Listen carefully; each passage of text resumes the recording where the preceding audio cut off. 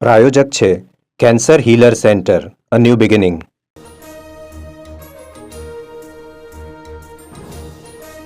વસ્ત્રાલની ઘટના બાદ police એક્શનમાં. ડીજીપીએ police અધિકારીઓ સાથે યોજી ઉચ્ચ સ્તરીય બેઠક.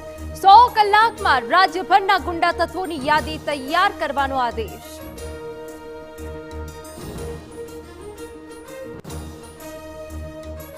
અમદાવાદના વસ્ત્રાલમાં આતંક મચાવનારાઓના ઘરનું ડિમોલિશન. 4 આરોપીઓના ઘર તોડી પડાયા તો આરોપીઓની પોલીસે જાહેરમાં કરી સર્વિસ.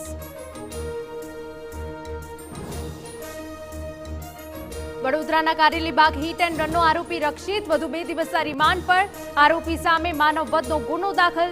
પોલીસે કર્યું ઘટનાનું રિકન્સ્ટ્રક્શન.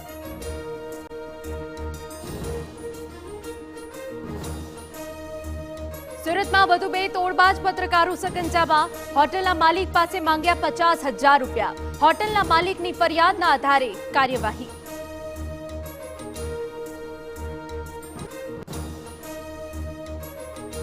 TV9 ગુજરાતીના કોન્ક્લેવ વોટ્સ ગુજરાત થિંક્સ ટુડેનું ભવ્ય આયોજન.